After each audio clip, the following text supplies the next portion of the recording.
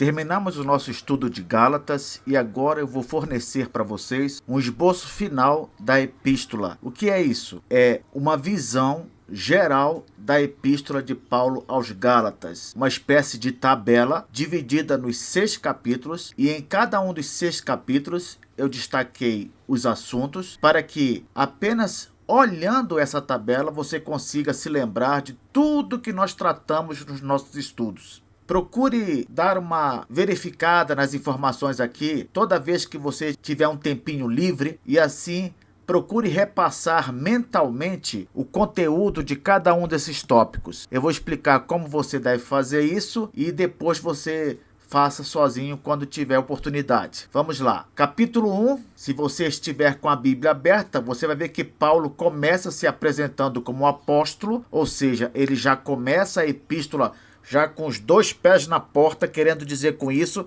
que o seu apostolado é um fato. Em outras palavras, ele foi comissionado pelo próprio Cristo para entregar a mensagem que ele entrega. A seguir, ele denuncia o outro evangelho que os judaizantes estavam pregando. Então, quando você olha aqui para a tabela, você percebe que tanto o apóstolo quanto outro evangelho, eu coloquei aqui em roxo. Por quê? Porque são esses 2 assuntos que vão ser constantemente atacados pelos judaizantes. Eles tentam convencer os gálatas de que Paulo não era um apóstolo genuíno e também insistiu na mentira de que o evangelho que o apóstolo pregava era outro evangelho, não era o evangelho autêntico. Por isso é que Paulo começa a epístola afirmando que ele é apóstolo e denunciando logo em seguida o outro evangelho. Aí Paulo segue para falar sobre a origem do seu evangelho. Ele quer provar que o seu evangelho é autêntico mesmo, não é invenção da cabeça dele. Como é que ele faz isso? Dizendo que o evangelho que ele recebeu foi uma revelação direta de Jesus Cristo. E quais são as provas disso? Ele dá 3 provas, tudo no capítulo 1. Primeira prova, ele nem era crente quando recebeu esse evangelho. Ele fala sobre a sua vida no farisaísmo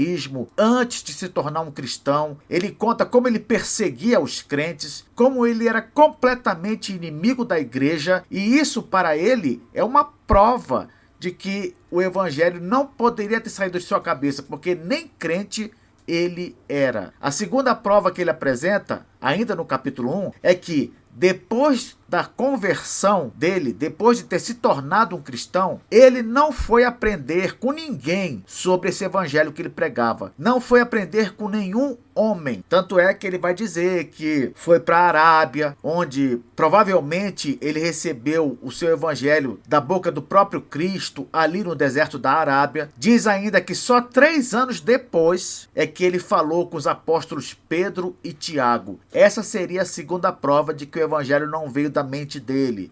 Ele não criou, porque ele nem sequer teve contato com os apóstolos. Isso é uma prova de que o evangelho dele também não foi um evangelho recebido dos próprios apóstolos, mas sim pessoalmente de Jesus Cristo.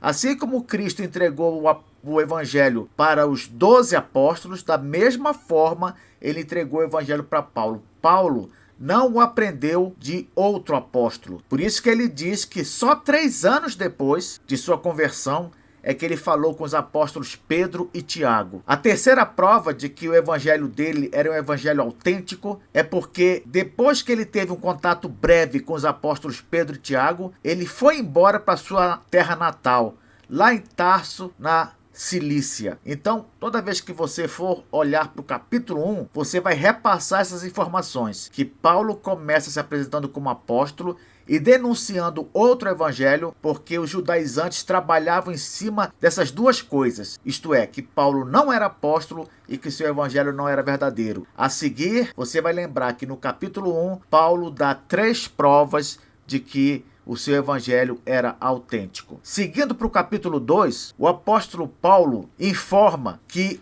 tanto o seu apostolado quanto o evangelho que ele pregava foram reconhecidos pelos demais apóstolos. E isso 14 anos depois de sua conversão. Quais são as provas que ele dá para isso? A primeira prova é o encontro que ele teve em Jerusalém com os apóstolos, e ali nesse encontro ele recebeu o apoio, a aprovação do colégio apostólico. A segunda prova de que seu evangelho era autêntico e de que ele era um apóstolo de verdade, é que ele tinha autoridade para repreender o apóstolo Pedro. Não é isso que acontece no capítulo 2? Como é que uma pessoa comum poderia repreender o apóstolo Pedro? E não só repreender, mas ter a sua repreensão aceita. Tanto é verdade que no Concílio de Jerusalém, que acontece em Atos 15 e que cronologicamente vai ocorrer depois desse encontro com Pedro, Pedro defende a posição de Paulo. Então Pedro, o apóstolo Pedro, ele aceitou aquela repreensão e passou a concordar com o apóstolo Paulo. Portanto, é verdade o que o apóstolo Paulo diz aqui no capítulo 2. Ele não só recebeu o apoio do colégio apostólico, como ele tinha autoridade como apóstolo de Cristo para repreender outro apóstolo de Cristo, o apóstolo Pedro. A seguir, no capítulo 3 de Gálatas, o apóstolo passa a defender o evangelho da graça, que era o evangelho que ele pregava. Como é que ele defende o evangelho da graça? Ele defende de várias maneiras. A primeira maneira que ele usa, o primeiro meio que ele usa para defender o evangelho da graça é apelar para a experiência dos Gálatas. Se você der uma olhada lá no capítulo 3, você vai ver que o apóstolo questiona dos Gálatas. Vocês dizendo assim: vocês receberam o evangelho por meio da pregação, de guarda de obras ou coisa assim, ou foi pelo Espírito? Então, o apóstolo Paulo, ele vai apelar para a experiência dos Gálatas, de como é que foi que eles receberam o evangelho para defender o evangelho da graça. Outra coisa que Paulo faz, a segunda coisa, ele cita a justificação de Abraão pela fé. Para defender o evangelho da graça, é preciso mostrar que a salvação depende unicamente de exercer fé em Cristo, não de algo que nós fazemos, porque quem faz tudo é o próprio Senhor Jesus. Então aqui Paulo também cita a justificação de Abraão pela fé. Em terceiro lugar, Paulo cita a anterioridade da promessa em relação à lei. Como assim, professor? Paulo vai citar que a promessa de Deus de salvar pela fé, pela graça, essa promessa que foi feita a Abraão, ela foi feita muito antes da lei de Moisés, muito antes. Então Paulo usa como argumento para defender o evangelho da graça o fato de a promessa de Deus de salvar pela graça ser anterior, muito anterior à lei que foi dada no Sinai. Quarto lugar, Paulo cita o verdadeiro objetivo da lei. E qual é o verdadeiro objetivo da lei? É ser um caminho para Cristo. Você lembra? Lá no final do capítulo 3, o apóstolo vai dizer que a lei, ela é um aio, é como se fosse um professor para nos conduzir a Cristo. Porque quando ela pede de nós o que nós não podemos dar, ela nos faz entrar em desespero e buscar a Jesus como única solução. Seguindo para o capítulo 4, o apóstolo continua dando razões para defender o evangelho da graça. Por isso que todos esses itens eu coloquei na mesma cor. São todos itens para defender o evangelho da graça, compreende? Então aqui, qual é a quinta razão que Paulo usa para defender o evangelho da graça? A nossa filiação em Cristo. Como assim? Paulo argumenta que um filho, ele não é obrigado a fazer as coisas que são de um escravo. Ele usa essa linguagem para mostrar que quando a pessoa não é crente, ela é escrava do pecado. Mas quando a pessoa se torna filho de Deus, ela deixa de ser escrava e passa a servir ao seu pai de boa vontade.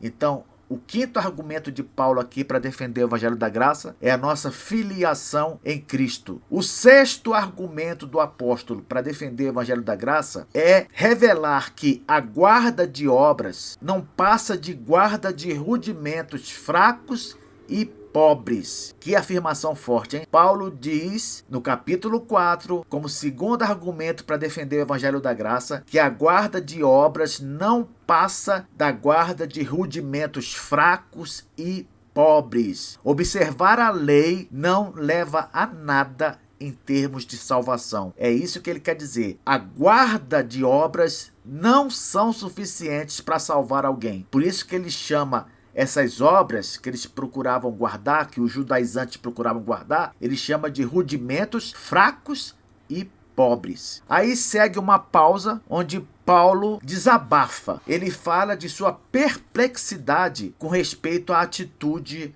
agora dos Gálatas.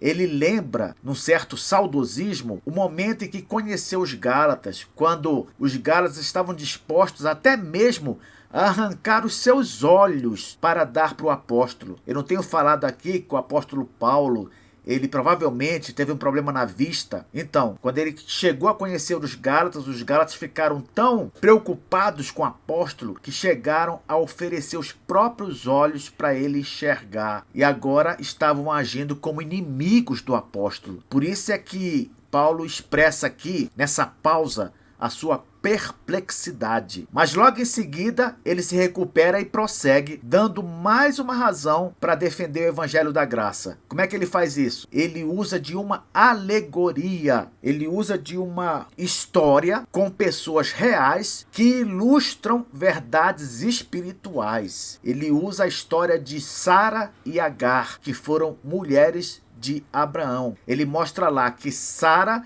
ela representa os que nascem pela promessa, e que Agar, ela representa aqueles que nascem simplesmente da carne, pelos meios naturais. Não foi assim na história lá de Abraão com Sara e Agar? Sara teve um filho, Isaque, e esse filho só veio a existir porque Deus prometeu que Abraão e Sara teriam um filho. Então Isaque, ele nasceu pela vontade de Deus exclusivamente. E assim também é todo crente. O crente, ele nasce pela vontade de Deus.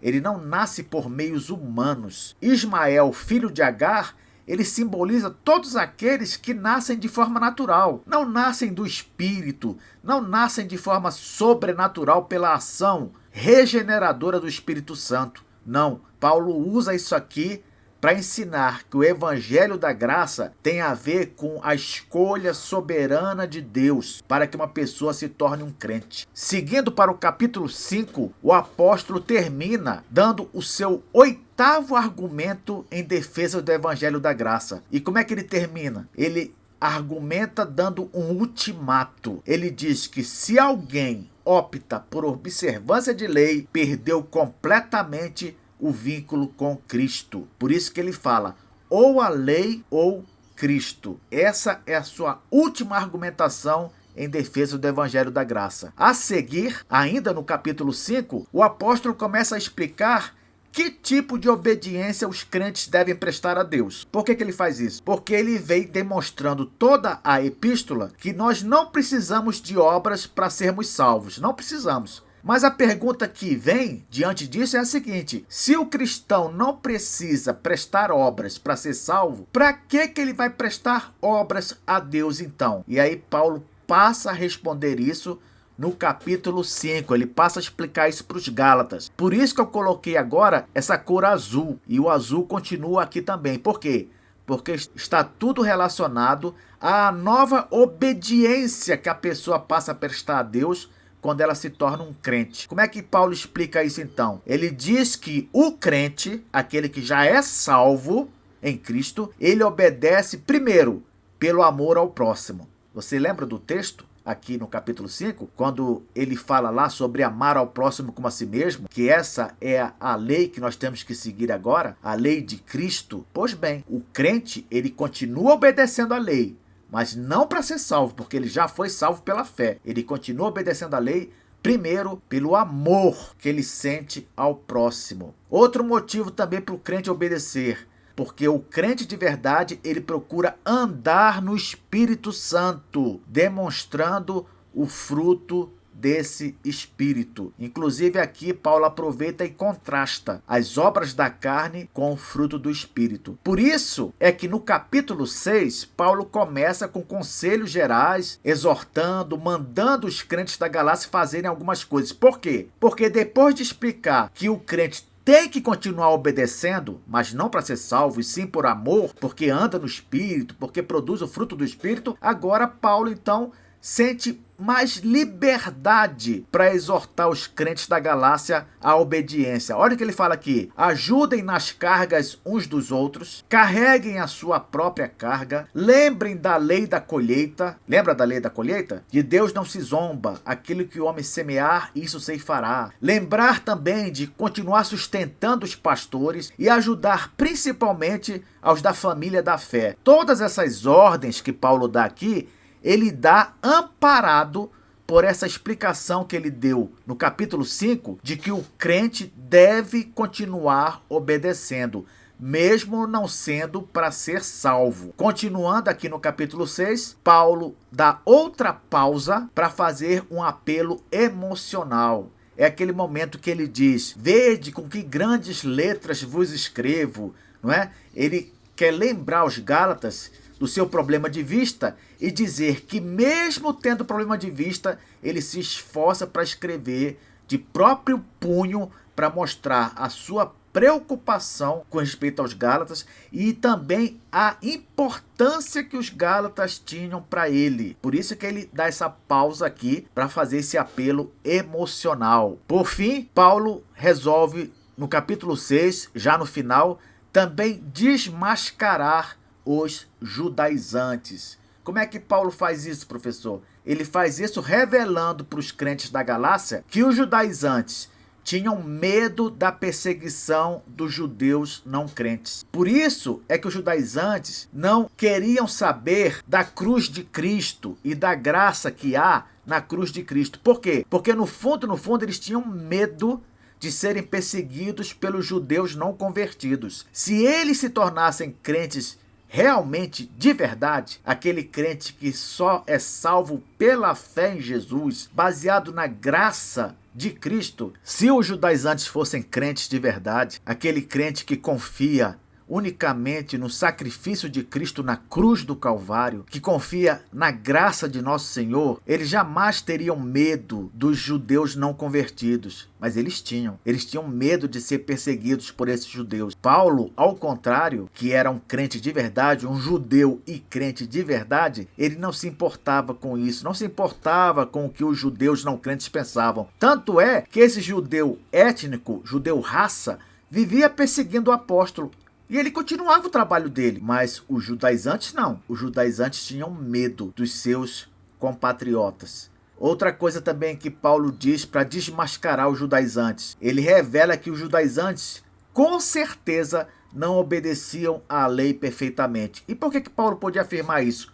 Porque ninguém obedece à lei perfeitamente. Ninguém. Não somente os judaizantes não obedecem, como Paulo, antes de ser crente, não obedecia, como os judeus atualmente não obedecem, e como todos aqueles que tentam se justificar pelas obras da lei também não obedecem. Querer ser justificado pela observância de obras, isso é uma verdadeira maldição, como o próprio apóstolo Paulo diz aqui na Epístola aos Gálatas. Outra coisa que Paulo cita para desmascarar os judaizantes.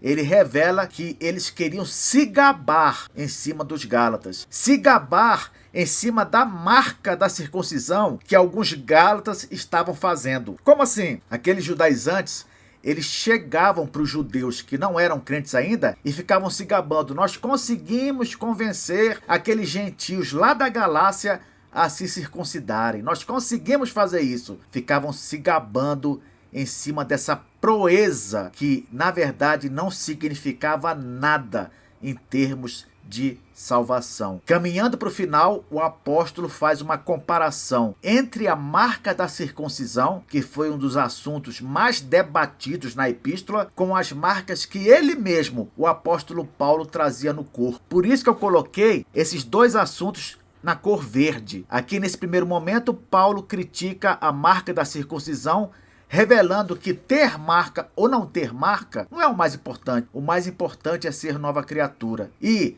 se formos dar valor em alguma marca, Paulo diz que o importante são as marcas que ele tem. Que marcas, professor? As marcas que ele trazia no corpo por pregar o evangelho, por ser fiel a Cristo. As marcas de castigo que ele recebia por pregar o evangelho de Cristo. Por fim, Paulo termina a epístola desejando o que para os seus leitores? É óbvio, a graça de Jesus, porque a graça é a tônica dessa epístola, a graça de Cristo contra a justificação pelas obras. Então Paulo termina a epístola desejando a graça de Jesus para os Gálatas, para o mais profundo do ser dos Gálatas.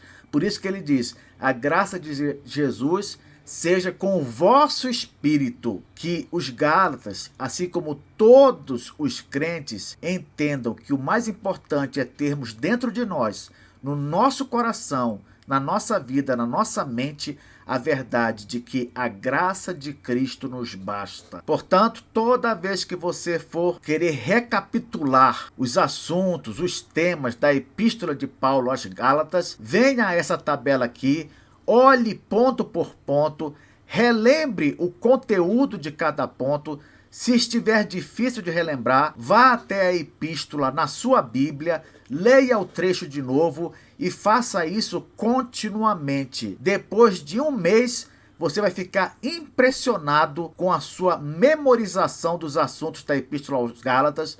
Você, só de falar no capítulo, vai saber do que Paulo trata ali. Você também vai ter uma ideia do conteúdo geral da epístola, porque o que acontece? Normalmente as pessoas, elas têm a mania de ler a Bíblia em pedacinhos. A pessoa conhece um versículo ou outro na epístola aos Gálatas, conhece um versículo ou outro na epístola aos Romanos, no livro de Gênesis, no livro de Êxodo, mas não tem uma ideia do todo, e isso é errado. Por quê? Porque o apóstolo, ele escreveu uma carta, uma epístola. E quando a gente escreve uma carta para alguém, não é para que essa pessoa leia a carta em partes, não é verdade? Quem é que vai receber uma carta e vai ler só um trecho da carta? Vai ler só um trecho e vai memorizar só um trecho. Quem é que faz isso? Ninguém. Quando uma pessoa recebe uma carta, ela lê a carta toda para entender do que se trata. Quando você faz isso, quando você tem uma visão geral, você consegue perceber o papel de cada assunto ali dentro e você escapa daquele erro de ficar citando versículos sem contexto. Você vai saber que quando é citado que se alguém prega outro evangelho, seja anátema, isso que as pessoas citam muito nas igrejas, não é? Você vai saber que esse versículo, ele faz parte de um contexto. Qual contexto? O contexto da epístola de Paulo aos Gálatas, quando Paulo começa a escrever a epístola e denuncia o outro evangelho que era pregado pelos judaizantes, certo? Daqui a alguns dias, o canal vai disponibilizar também um comentário em PDF, o comentário completo da Epístola aos Gálatas, por um preço bem baratinho para você ajudar o canal. Aguarde!